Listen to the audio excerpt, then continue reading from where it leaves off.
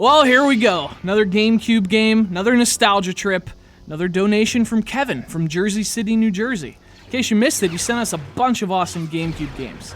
And a few crappy GameCube games. But the good ones have been a lot of fun to revisit. I mean, I haven't played some of them in years. Case in point, Lego Star Wars the video game. The original. I looked into it. I reviewed this back in 2010 for the PlayStation 2. Back when the Lego games weren't quite as oversaturated.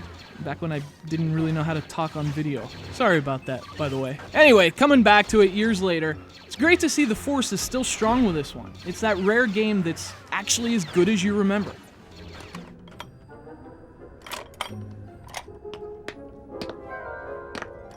Roger, roger.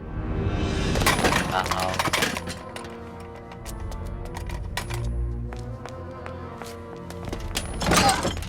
So it was 2005, and although there had been Lego games in varying capacities, there was never anything quite like this one.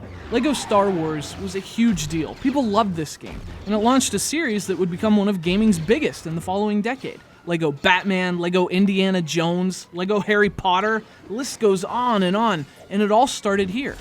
And that's one of the cool things about coming back to it. You see that somehow these Lego games have both come a long way and stayed the same, because at the heart of it all is the same simple, brilliant idea. And it's the concept that drives Lego Star Wars. Break stuff, build stuff, and just have fun doing it.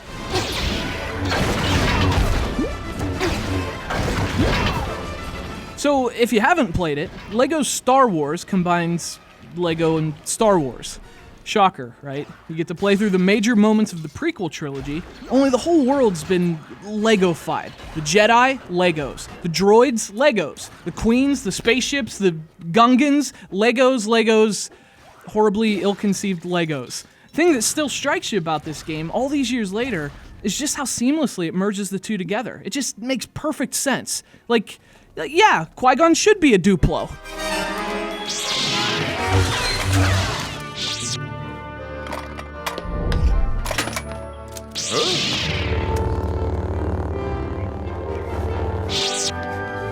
That presentation and style, that was the thing that hooked me on this game all those years ago. It's amazing how much charm comes from having these characters as Legos. And humor, too. It's still a hilarious game.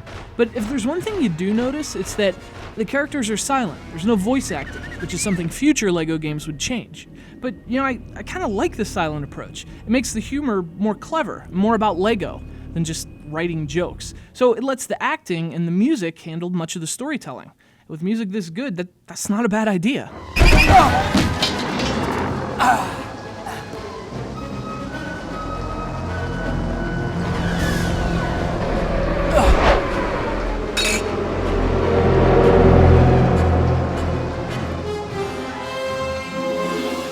And as for the gameplay, well, I've always had mixed feelings about it. I mean, I love playing these games because of how simple and mindless they are, but at the same time, they're really simple and mindless, especially the combat. I mean, it's actually just a hack-and-slash brawler, not an especially clever one at that. The draw of actually playing it is the collecting. You have this compulsive desire to collect those shiny Lego studs. So it's the collecting, the building, the puzzles, and the humor. That's why you play these games. And if you have friends, obviously Lego Star Wars is still awesome with co-op. Anyway, if you want to hear what I thought about this game 3 years ago, check out our review of the PS2 version. This one's more of a refresher course, and an awesome reminder that even though there's a ton of them these days, the Lego games are still a lot of fun, especially for kids. And I mean, who among us isn't a kid? These games have gotten bigger and better, but the spirit remains the same in Lego Star Wars the video game, one of its generation's classics, and a chance to shoot robots with Natalie Portman.